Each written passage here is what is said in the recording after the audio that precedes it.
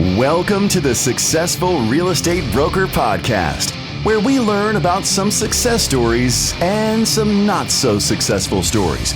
But either way, we learn. Each episode, we talk with successful real estate agents and vendors about things they have done to make them successful and some things they did that you might want to avoid.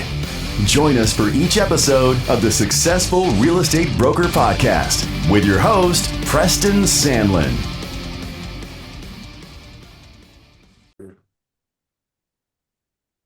All right, listeners. Well, I have a buddy of mine that I've known a couple of years here, Mr. Tad Anderson. How are you, brother?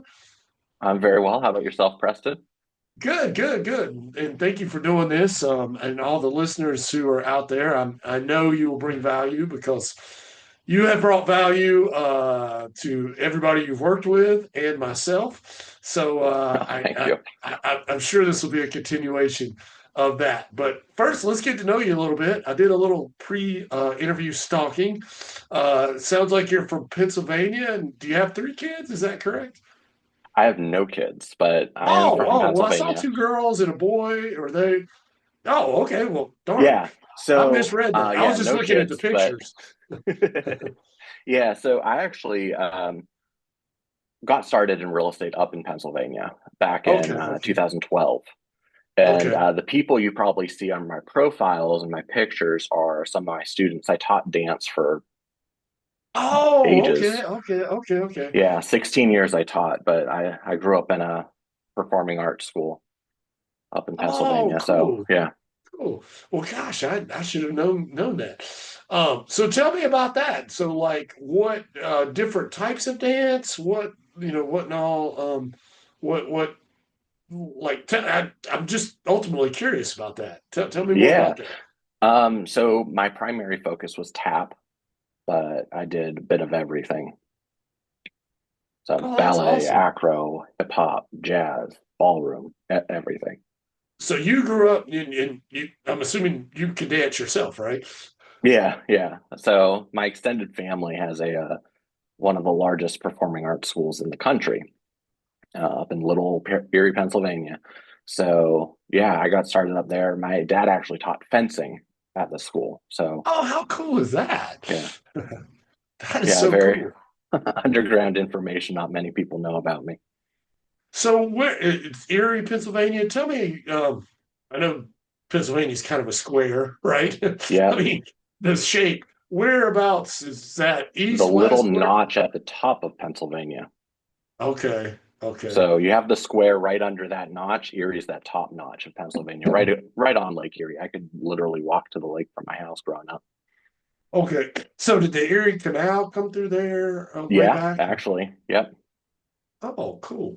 Very Yeah, cool, very actually, cool. right behind our house is Tow Road, where the mules used to tow the barges along the Erie Canal. Oh, Fun wow. Wow. fact. I'm a history nerd and I love all that stuff. Oh, there you It's go. crazy. So what you got into real estate there? What brought you to North Carolina? The real estate market's tons better down here, and then the weather is number Yeah, one. But yeah, the big thing was I knew I wanted to get out of Erie, though all of my family and friends are still up there, which is the toughest part. But uh, the move has allowed me to grow quite a bit and spread my wings in both right. life and in real estate. Yeah. Well, Chip, our manager, he's from upstate New York, um, north of Syracuse, and he's also on. I think he's like pretty close to where the Erie Canal was, on in one of the lakes or Hmm. something. And he was just saying, like, when he was a kid, there was like so much industry there, but I don't, I don't know if it was NAFTA or whatever. I'm not political, but I don't think it's as industrious now as it was. And he said, like the jobs and stuff are just not, and you know, it's seen better days is kind of what I get from him. I mean, he loves it. I imagine, everybody loves where they're from, but and same thing, he likes the weather, I think. Yeah. Well, yeah, that's the thing is it was a very industrious steel town. because it's the tri-state area. You have connections to Buffalo, Pittsburgh, and Cleveland within a 2 hour Right. drive to all that area. But like you said, unfortunately, a lot of people started moving out. In fact, was the last I checked, which was a few years ago, there's 15 people that I graduated high school that live in Charlotte right now. Really? Wow. Yeah, I think just general migration patterns. I mean, and like I said, I'm a history nerd. I mean, I don't know. I'm nerdy about that. The beginning of the century in the industrial age, like, all the port cities with deep water ports in the lakes, the Great Lakes, that's where so much industry developed. But then over time, like with the interstate systems and, the internet and all that, the deep water ports they're still viable and still, but they're not as people don't have to live in deep water port areas, I guess. But anyway, now Yeah, that I'm because like nerded you out, said, yeah, no, yeah, it's just it's fascinating. We could go on forever about that topic, but yeah. yeah, and that's coincidentally why North Carolina and South Carolina didn't develop early on because our ports are so shallow. Hmm. Other than like Wilmington and Charleston, I think because they don't call it the graveyard of the Atlantic for nothing. Yeah. It just never developed in the early, 19th century and 20th century. But anyway, enough about that. So you got into real estate in Pennsylvania. Now, were you doing commercial real estate at that point or more residential? No, that's a great question. So my ultimate goal when I got into real estate was to do commercial. In fact, in Erie, there's the Bayfront, and it gets its name from being along the lines of the bay. I always thought it would be a great redevelopment project to put a kind of a boardwalk there so people could be walking their dogs or jogging or biking and then having local shops. Erie is a big franchise town. There's tons of different franchises there. Since I've moved down here, there's been a lot more local businesses and small businesses opening up there. But when I got started in real estate back in 2012, there wasn't much calling for the level of commercial that you see in the bigger cities like Charlotte. And then also when I was taking my real estate classes, they always say stick with residential first. Don't do land. Don't do commercial. Do residential. So what did I do? My first two transactions were land and commercial. So, I for people out there who are some of the listeners who are residential brokers that wanted to get into commercial, and I have some thoughts about that too. I'll share with you. But Yeah. what do you think? I'm trying to think. There's so many questions I could ask, but like, if I was a residential agent thinking about commercial, what advice would you give me? Go all in. If you're going to do one or the other, do one or the other. I didn't realize it at first until I switched over to commercial full time. Um, because I did residential for probably 10 years. Or no, it wasn't that long. It's like 6 or 7. And then I've been doing commercial full time since 2021.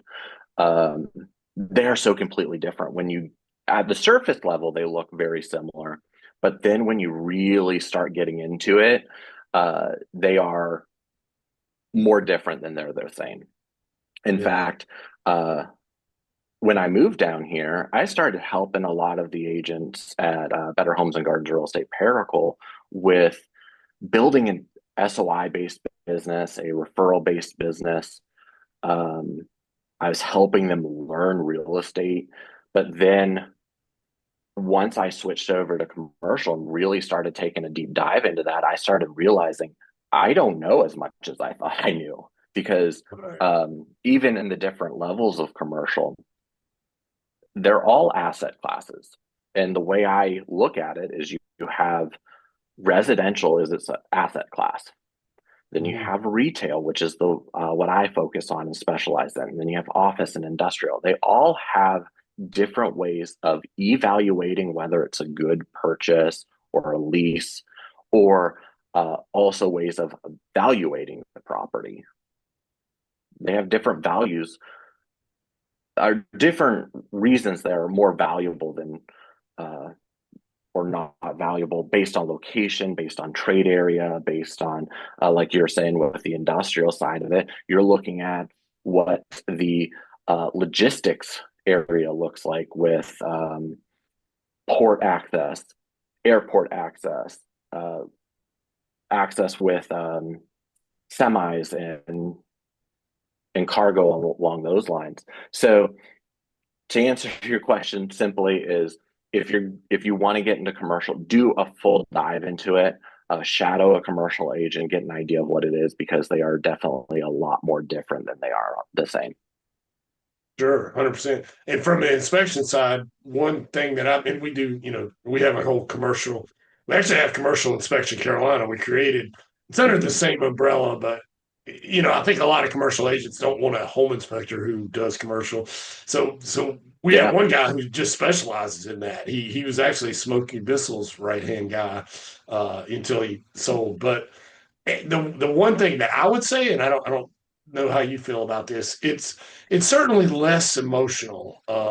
Like a residential purchase is where somebody's going to raise their kids. Schools. It's very personal, right? Where to Mm-hmm. me, to me, it's like the the commercial's more like you were saying. What's the access to the highways?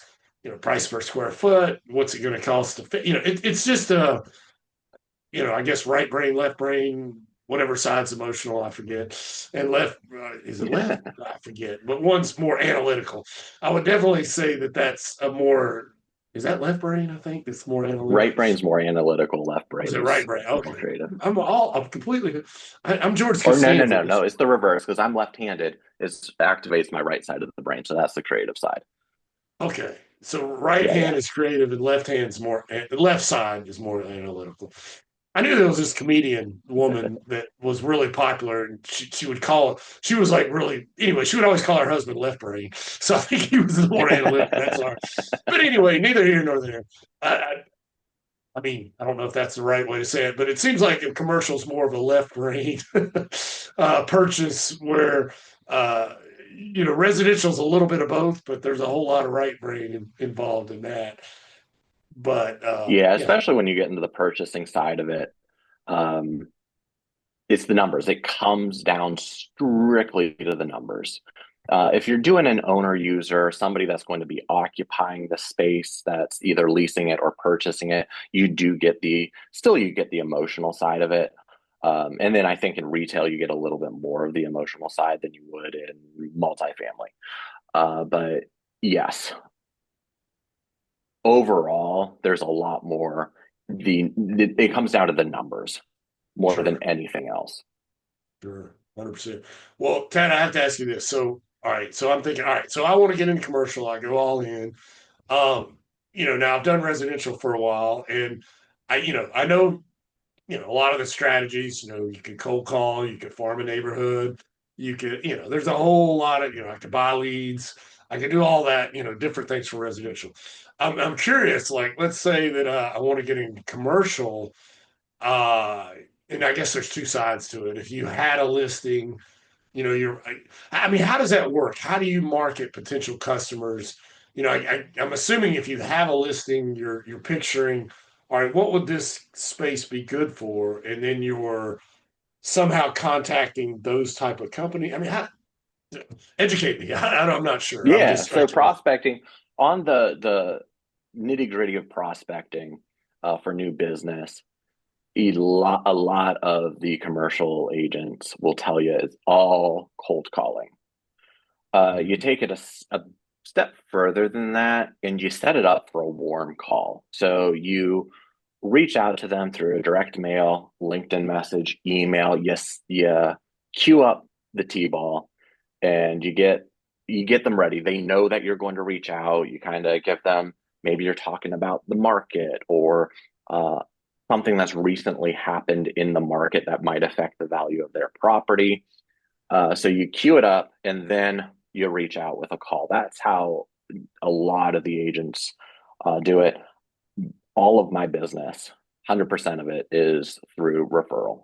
So I get a lot of referrals from residential agents. I even get, like we were talking about earlier with asset classes, I get referrals from commercial agents that don't do retail. So my business, a lot of referral. There's a lady in Colorado, Aviva, who does industrial. She's the warehouse hotline. She doesn't like cold calling.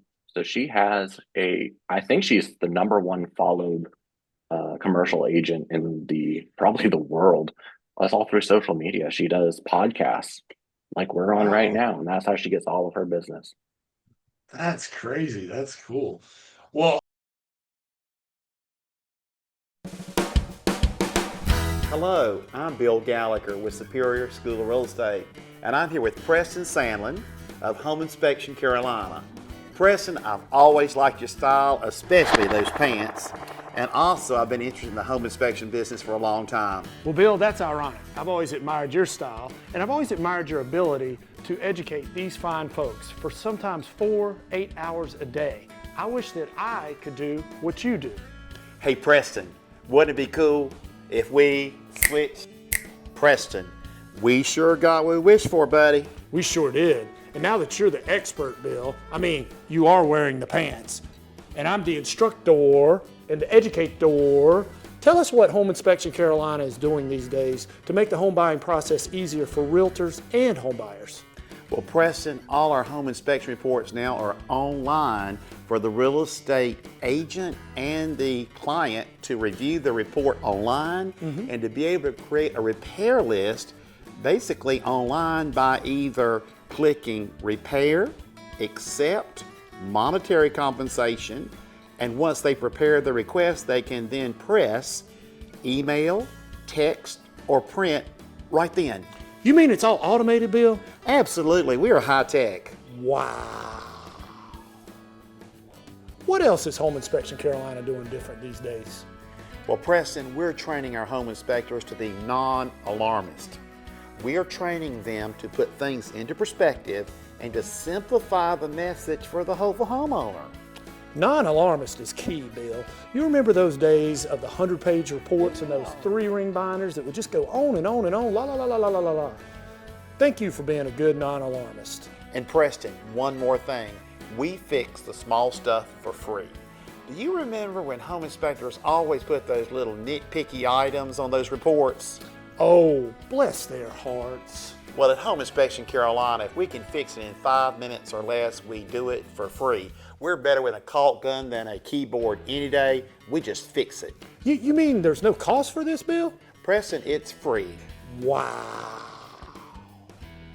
Well, Preston, these pants really are a catch.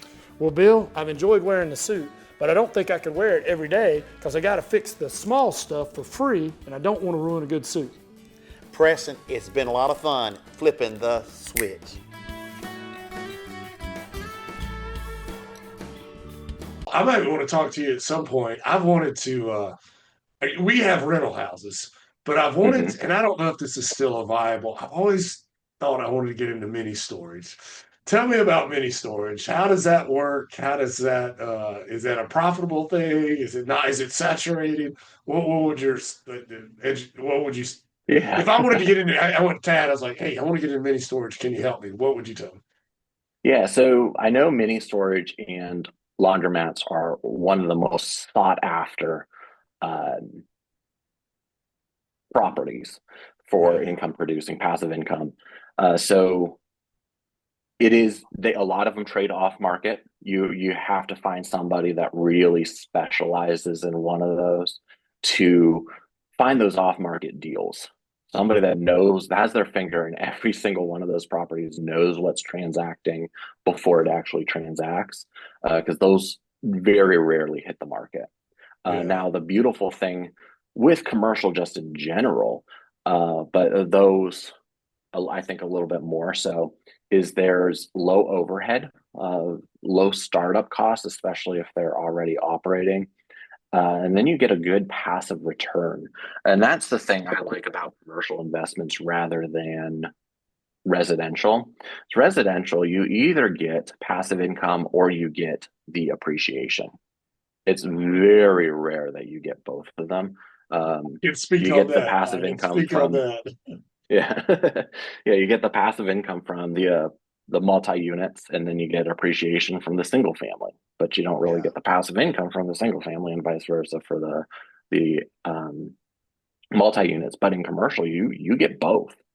yeah, Or I can't think of an asset that you really don't, outside of if you purchase land, a buy and hold on land, but you don't have the overhead and the holding expense that you would for other property types. But yeah, to get into mini storage or something like that, a lot of it's again sold off market, and but you get the good passive income, low overhead, low maintenance costs, and then low management, and then you get an appreciating asset that you can turn around and maybe even do a 1031 exchange in a few years, where you take that money after you sell it, purchase a new property, maybe level it up a bit, and don't have to pay any capital gains taxes, at just least made at me the think time of about something. recording this. I've got a question for you, but first, I want to back up on what you said about. It seems like we have a whole lot of residential rental properties. I have one duplex, but I don't have any multi. I'll take that one step further, and I agree with what you said. It seems like it's either capital appreciation or cash flow. Basically, you make the Mm-hmm. choice, and it seems like, in my experience, now you may disagree with me. Um, the lower end stuff is like higher cash flow, but less capital appreciation and lots of headaches. And then the higher end stuff, percentage wise, I mean, you're getting cash flow, but compared to your mortgage, whatever, you're not making the higher percentage, but you are getting more capital appreciation. So it seemed like to me, it's like, what do you want to make money short term or long term? That way. That's exactly it. But you can't. It's very hard to do both. And it sounds like you can do that in commercial. So I have a question for you that I didn't have prior to this thing. You just sparked my interest. I have a couple of residential things that we bought in bad areas, but now they're gentrifying, and now they're worth more than what we're getting rent on. And we've talked about 1031 exchange. Can you do a 1031 exchange from residential to commercial or no? Or is that? I'd have to look into that because I I mean, haven't if had it's income anybody do that. It's producing, a like for like. So I yeah, don't know if it's like if they consider it because it's an income producing property, but I'll great yeah. Let me question. know. Like I I'm said, I curious. haven't run into that where somebody's done a like a multifamily over to a commercial property or a single family. But I know it's like for like, but I'll double check on that. I'll get back to you. Yeah, yeah. I'd love to know because what I've run into is like, all right, so we bought several houses. I mean, uh, around Remount Road, we've got several in there. I've had them like 12 years, and Oh, man, I good. bought Wow. them for like $50,000. I mean, way I back was going to then. say in a 12-year hold in Charlotte, that's Yeah, yeah, really man. They're. I mean, I'm not trying to be arrogant or anything. I mean, they need a lot, but they're worth a lot more now. And think I wish I'd have bought more of them, but because that south end, that whole area Revolution, that's doing well. But here's what I'm faced with: if I cashed out on it, oh my God, I'd get killed on taxes, and I've Mhm. depreciated, a lot of that as well. And there's two options. I may be wrong on this, but from my understanding, there's two good tax options: 1031 exchange or I die. Because if Well, I die, there's that. supposedly, from what I understand, if I pass it on to my children, they inherit it at the new basis. Where like if I sold it, my basis is probably close to zero now, which I'd have to pay taxes on all that, or that's all taxable income. Where I think they inherited at the new value. If I'm, but anyway, dying doesn't seem like a good business plan. So, No, no. at least not for me, anyway. Yeah, But no. It's like there's no return on that one at all. yeah, yeah, yeah. Maybe for my kids, but Yeah. anyway, well, good stuff. So let me ask you this: you said you specialize in retail, and I'm sure you do all kinds of commercial stuff, and I would love to. We got to get a beer in real life sometime, other than this Zoom. I have so many questions. How does retail work? I'm always curious about that. Like, let's say that I wanted to open a little boutique store or something. How, I'm looking for a spot.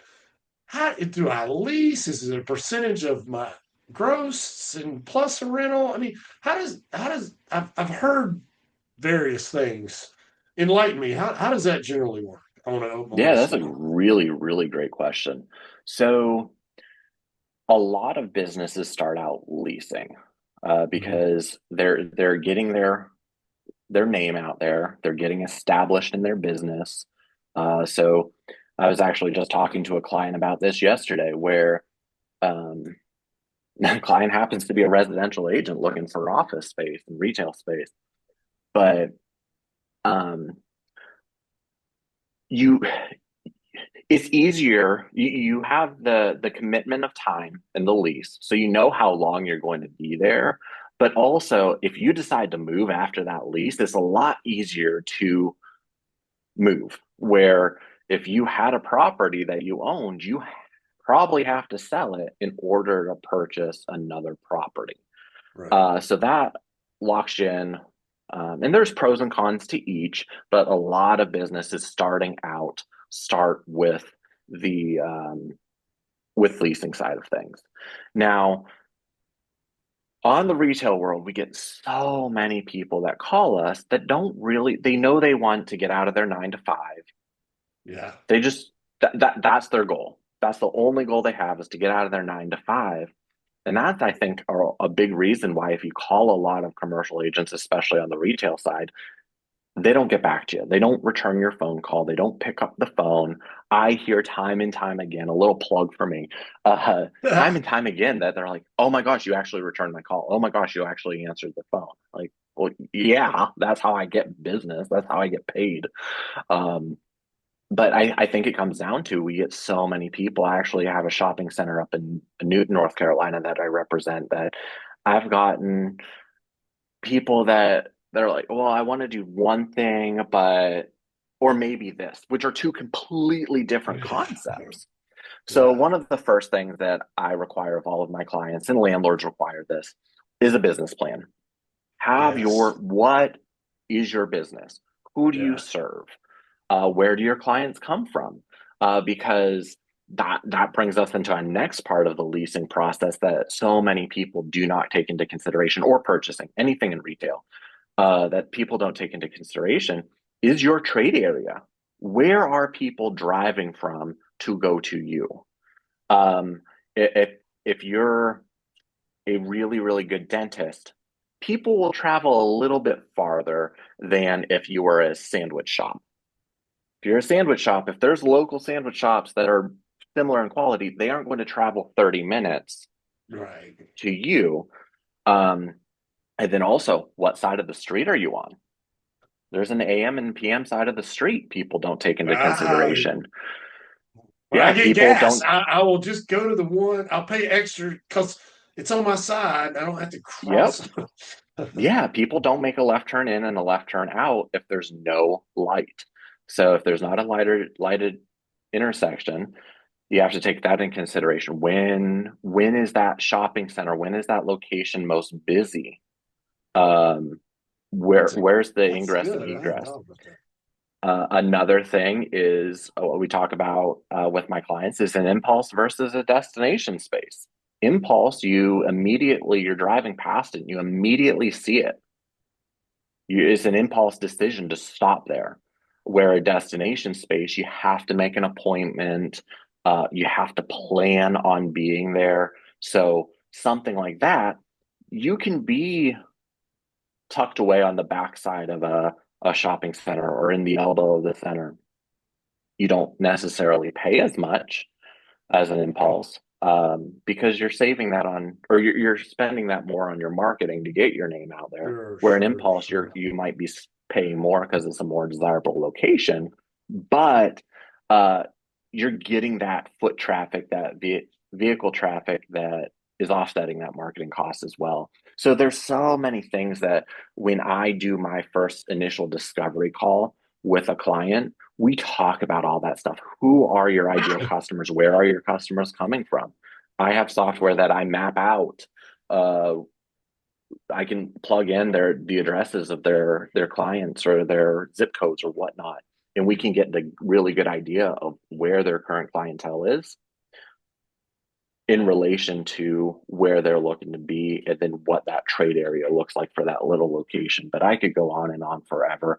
That's just starting out. I think you really, really need to know what your business is, who you serve, where they're coming from. And one of my new sayings now is you need to find a space that fits your business. Do not mold your business to fit the space. And I think that's where so many people make the mistake right there. And it's like what you said, I don't want to do a 9 to 5, okay, that's a good starting point, but that's like, you got a lot more. You can't just, what's that saying? I work 80 hours a week to avoid working 40.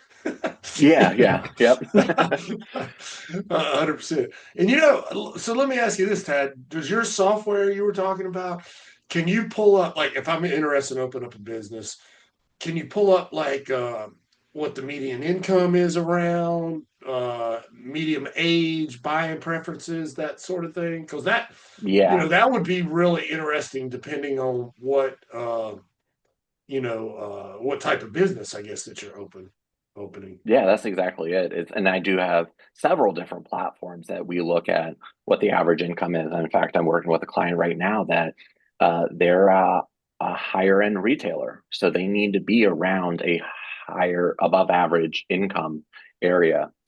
So we do take that into consideration. Now, of course, you have retail corridors within a community. If you're driving down a street, it's commercial. It's not typically peppered with residential and commercial. So I'll do a trade area. I don't do a mile. I'll do like 2, 3, 5 mile radius to get to the outside of where people are living. But we also take into consideration the daytime population. So like our office complex here, it's more of a daytime population because people are working here. So what does that look like where people are working? Because that's going to support a lunch-driven type of business. Yeah, like a sandwich place or something like that. Yeah. 100%. Hey, you mentioned it earlier. I want to get it at the end, but let's give yourself a plug for people who are listening. If they're interested in a commercial spot, listing commercial, what's your contact on the commercial stuff? And I'll do it again at the end, but some people just listen halfway through, so I want to do it now. Yeah. So the best way to reach me is my phone number, 814-882-3735. I'm with Ardor Commercial Advisors, but you can find me on social media under Tad Anderson CRE. That's my handles on everything, Tad Anderson CRE. Awesome. And my website as well, tadandersoncre.com. Oh, cool. I have a couple more questions. I don't want to hold you too long. So let me ask you this. Man, I so many things you've said that lead me to questions I want to ask you. So 2 things I'm thinking about. There seems to be, and I don't want to get a cease and desist letter from naming any specific business or something right now, but are there cursed locations? I mean, there's some places that just like, I live in Waxhaw, and Meg's parents live over off Carmel Road, so we travel that corridor quite a bit. From Waxhaw to Carmel Road. So there's a place on Carmel Road that do well, and then there's like some places that thing's been 12 different businesses over the past couple of years. It seems like somewhere they failed in one of those things you were just mentioning. What do you, and I mean, without, I know you'd have to get deeper into it, but what do you think happens with some? Are they just not doing their homework before they get that location, or what? Yeah, and I think that's ultimately what it really comes down to. Like I said, with the impulse versus destination space, the AM PM side of the street, parking. What does parking look like? If there's a jammed parking lot, like There's this shopping center, which no cease and desist, so I'm not going to name names, but that was around the corner from our old office. If we were ever to go get lunch there, we would either have to walk or two of us would go. It would never have be that one of us would go pick up lunch because we'd spend 5-10 minutes driving around to wait for a parking space. Yeah. Or is there parking? Um, so there's so many factors that if you are not in the retail world, you do not take that into consideration. You don't think about that um, unless you're a huge retailer that has tons of locations that they've paid their dumb tax and figured that out. There's in fact, I would love to do a case study on this. And this is what made me really realize how much I really like retail and the nuances of it. Is there was this really popular donut shop in Charlotte that ended up closing a few years ago I know in what you're South talking End. about. They had a Um, branch right here in and it was like, I love those donuts. Like, how did they close? I know what you're yeah, talking about. and it was because it was in a destination spot. It was tucked away in a hallway of a building that there was street parking in South End. You had to walk to the location. You had to know it was there. Um, when people are getting donuts, they're driving past and are like, well, let's stop and get a dozen on my way back home or after church. So a lot people, if you are not in retail, you do not take those into considerations, and a lot of that stuff makes or breaks a business. Well, and to your point, so my daughter lives in South End, and I love South End, but I'm like, I'm not. I tell her like I'm not going to pay to park. I'm just old, and Yeah. I'm like I'm not going to go eat somewhere where I got to pay to park because there's too Hmm. many other choices where I live, and they're trendy, and all. I'm 57 now, so I don't know if trendy. And I'm like I'm just not going to pay $12 to go then pay $28 for a Uh-huh. dinner, that I could just pay the $28 here in free parking. I don't know. It's just but I mean, I also realize I'm a lot older than the South End. My daughter wants to be in South End. Her friend, she's 25. So it's a different thing. But I'm just like, I don't know. As I get old, I'm like, if I have to pay to park, I'm out. I'm out. Yeah, well, and that's why you're looking at who your target clientele is if it is the younger demographic, they're going to be living in South End. The Right. young professionals, they're living in South End. They don't mind walking to a space. Or I was in South End 2 days ago. I think it was Wednesday. People biking, and actually it was Oh yesterday yeah. morning. The days all run together, but yeah, they're biking. They're on scooters going to work. So it's a very foot traffic area. So your business needs to support that. You need to be QSR, quick service restaurant. You need to be uh, a a coffee shop without a drive through, a walk up window. Right. Um, but you're looking at who your who your target client is, what that demographic looks like, how they're getting to your location. Um, because You're exactly you aren't correct. going to Because be she tracking the people from Waxhaw or from Mount Holly, where I'm from. 100%. I'll come visit her, but I'm like, but you're right, because she can park in her complex and then she just walk, that rail trail or whatever. Yeah. But she wants us to meet her for dinner or something. I'm like, honey, I gotta pay to park. I was like, why don't you come down where we live? I mean, I love it Yeah. up there. It's like I'm too old for that. All right, well, Tad, let's have a little bit of fun here. I want to play a game called This or That.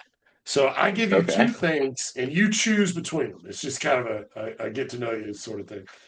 iOS or Android? Oh, iOS all day long and twice on Sunday. Man, smartwatch or old school like wristwatch?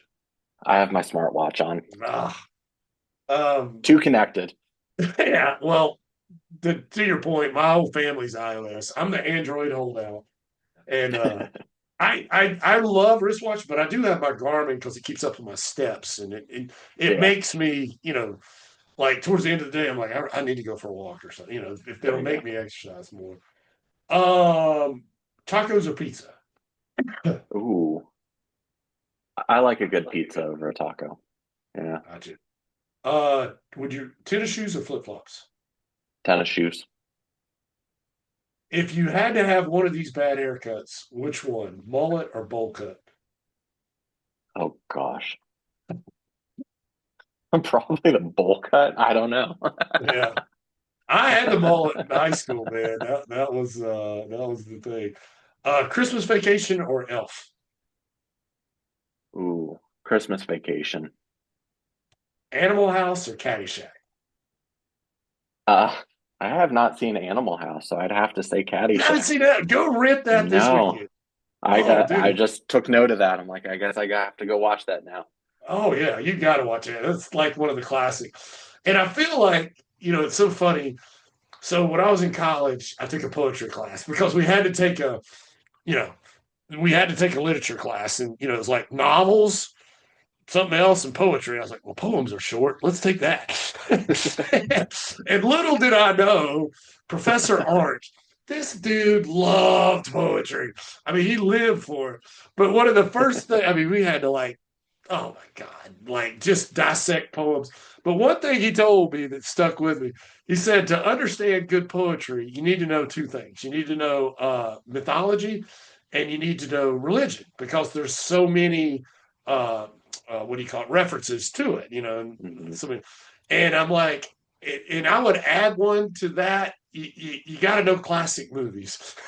So like Yeah. when people say the Yep. lines, you get it, or at least to deal with people, like you got to know movie quotes. But anyway, I Yep. digress. Are you familiar with Gilligan's Island or not? I know you're younger. Yes. Yep. All right, so I'll ask you this: Ginger or Marianne? Marianne. Marianne. That's what most people say. Would you rather have a phone call or a text? Um, I prefer texting most of the time just because if I need to reference it again, my memory is terrible anymore. So it's good to look back and like, all right, that's what we had talked about. But a Yeah, good long you can. conversation for sure, phone call. Yeah, yeah, you're right. I do like the text because you can look back and see. And do you ever get a text like you don't know who it is, but like you can look back like and figure out who it is by what?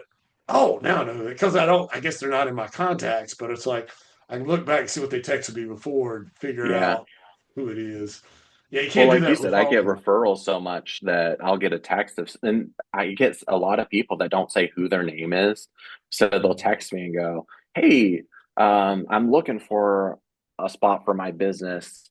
So we all in the real estate world have that forewarn app. So I look them up real quick to get their name. And it's like, is it a scam? Because we get, as real estate Oh agents, we yeah, get yeah. those scams all the time. Hey, I'm looking to buy a new property. Can you help me? And they really aren't.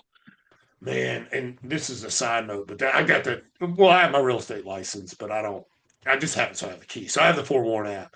And man, I don't know if this is way off topic, and I'm going down a rabbit hole here. But my daughter in South End, my younger daughter went to see my older daughter. Anyway, she got her car booted, and Ooh. I wasn't real happy about that. Obviously, she parked in the Family Dollar beside this beat the bong thing or something. Some thing they play or something. Whatever. It was Hmm. didn't have any parking, so she parked in the Family Dollar. It was after hours. She come out, she got booted, and the dude was waiting on her, which I did not like. And he'd booted other cars, and Yep. she had to Zelle him or Venmo him, whatever, like $250 on the spot and I just, as a dad, like, and the dude was big and he was scary. And so I looked the dude up on Forewarn.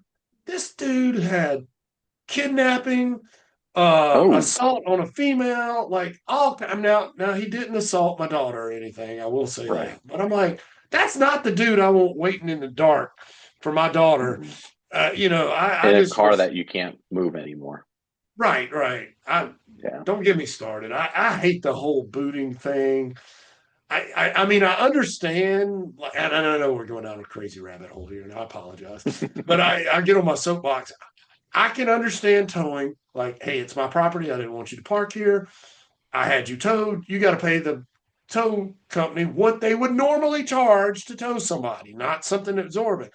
But to render somebody's car inoperable and hold it hostage, I just feel like that's not the same. I don't know. What's your thoughts on that?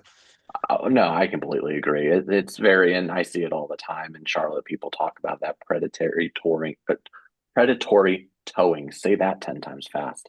Yeah. Um, all the time, because it's not the landlord that really hires them or does anything. It's them showing up to the property to do that. Yeah, I was not happy about that. And you know what's crazy? I went back and like kind of low key did some spying. It's a racket because that little shop, whatever it is, they don't have enough parking. So inevitably they park at Family Dollar. And I can imagine they don't like people parking there. But Yeah. this guy, I watched him. He watches them park and lets them get Hmm. out. And then he goes, puts the clamp on it. I'm like, I think if you watched them park, that's predatory. You should have told them, like, hey, you can't park here. But, I'm Yep. sitting there going, he's got like 6 cars times $250. I mean, this is a scam, man. This is a scam. And he's Oh, a really big dude, intimidating looking dude who has a criminal record on forewarn this long. I mean, I don't know. I just did not agree with that business practice. But anyway, no. sorry, we've gotten way off. A couple more this or that questions. Beach or mountain? Mountain. Michael Not or much of a LeBron? beach guy. Your mountains. Michael, for sure. Michael. That's what I had one person say LeBron. Most people are Michael. But he could have been a Duke fan for all I know. No, just kidding. Let's see. I got that one. Ginger Mary, just going through. All right, the most important one. The question: over or under toilet paper? Should the toilet paper go over like a beard or a mullet? Under. Oh, there's only one correct answer, and that's over. Over. That's what everybody says, except people who have cats. Apparently, if you have a cat, if it's over, they'll just like, undo the whole roll, but they don't do it when it's under. How they That's do weird. their little paws. Yeah. Well, I guess if it's under, they're pulling it down, so it would just be flopping over the entire time instead of just dropping down. I can Yeah. understand that. I know an inspection. I'm friends with a lot of other inspectors, and he will actually, if he does it in a house and it's under, he'll change it. I'm like, dude, you can't be messing with people's toilet paper. Oh, yeah. No. That's kind of crazy. Is Well, that Tad, staging the house? yeah, we can't have under toilet paper. It's got to be over.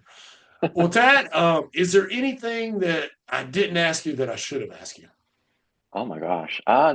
Not particularly. No, I just like I could talk about retail and commercial and real estate just in general. 'Cause I have a background in residential all day long, but I Well, I do know, have one final question before you yeah. think. Let's say you woke up tomorrow in a brand new world or equivalent to you have all your equipment, same population. Let's say you woke up in a parallel universe tomorrow, same as Charlotte, same. You still have all your knowledge, all your computer, all that, but for whatever reason you're brand new and you don't know anybody. But you've got $5,000. What would you use that $5,000 to get your name out there and generate some business? It's kind of an ROI question. Like, what would you do No, with that's that a 5 grand? really good question. For me, I think getting in front of people, having conversations with people is the most important thing in this business. There's somebody that I look up to in this world, Beth Azor, that always says, it's not who you know, it's who knows you. Um, so I would probably spend that $5,000 taking people to coffee, picking their brain, ask them about like finding out about them and their business and learning about them. That's how I got started here. I met um, home inspectors and lenders and um, home warranty professionals and got to know the lay of the land. But yeah, I would say taking people out to lunch, coffee, talking to people, who do they know, and asking for the business. 100%. And I have that same mentality that you have, and I got it way back. I used to listen to, and I still do. I listen to a lot of audiobooks. And there's this really older book. It's probably from the 80s. Joe Girard, the greatest salesman in the world. He was the greatest car salesman ever. Now I know car salesmen get a bad rap, and I get all that, but he's in a Guinness Book of World Record for selling the most. And he wrote this book. Now this is way back before social media, way back before all that. It's old school. But there's one thing takeaway I had from that has to do with what you said. He was talking to a printer or something, and they printed like stuff for funerals and weddings and stuff like that. And he asked him, says, "Well, what's the average amount that you print?" And he said 250 invitations, 200. And he said that's on average, for a wedding, for a funeral, whatever. Obviously there's bigger and there's less, but he derived from that, and it's kind of true. Everybody knows 250 people. So the way you got to start thinking about things is it's not just, don't look at this person like, hey, this person's not gonna potentially buy or sell a commercial property. I should blow them off. I mean, not blow them off, but not give them attention because they're not. Yeah. But you know what? They know 250 people. and the chances are, out of all those 250 people, I bet there's somebody. And, on the residential side too. I mean, this person may not be buying or selling a house right now, but I bet somewhere in their sphere, do you get where I'm going with it? I mean, no, absolutely. And that's exactly it. So my very first listing that I got here when I moved down here was from somebody I knew up in Pennsylvania. They knew them here. Yeah. So that was part of their 250, part of their sphere. Yeah, so, and that's actually what I teach new agents when they're building a referral-based business is you create your list of your top 100 people, and then you have the conversations and you ask for the business. Hey, do you know somebody that's looking to buy or sell? I'd love for you to share their information with me, and I'd be happy to take great care of them. But then those people start talking. You never know who they're going to run into and where that business is going to come from. 100%. And then you think about it, the top 100 people, if they all know 250 people, that's is that 25,000? I'm not sure my math is right. First I said 250. Yeah, because 10 people would be 2,500. So yeah, there's 25,000 potential people there. So yeah, talk to people like, who do you know? I mean, don't come in with commission breath, obviously, but yes. Get to know them. I'm genuinely curious about somebody's business and who they are and what they do. And I'm a huge proponent for supporting local. I'm not one that I don't want a discount. I don't want, like, I had a past client that I went to their business for the first time. She's like, you can have this for free. No, I want to support you. Support you. Yeah. I'm coming around to that too. I'm right there with you. It's like, if anything, you should not get a discount or ask for a discount for somebody. Support local, because Zillow and Amazon, nothing against them, but they're not supporting your kid's ball team. Nope. But the local dentist or the local real estate agent, they are. So support them. Well, Tad, one last time, if people got value out of this, and I know you did, how can they follow, contact, give you some love, give you some value because you gave them some value? I appreciate it. Yeah. So again, all of my handles on my social media are Tad Anderson CRE. My website, Tad Anderson CRE. I'm not a huge poster on social media. I post more on LinkedIn, but I'm working on getting better. It's just I prefer the face-to-face and talking to my people directly. But yeah, Tad Anderson CRE, and that's my website as well, tadandersoncre.com. Awesome. Well, thank you, Tad. And man, I will catch you at the next event or on the flip side. But everybody who listened, follow Tad, like, subscribe, show him some love, whatever the kids do these days. Awesome. Thanks for having me, Preston. Thank you. You've been listening to the Successful Real Estate Broker Podcast with your host, Preston Sandlin. Join us on the next episode where we'll be talking to a successful agent or vendor about the right things to do and the wrong things you should avoid.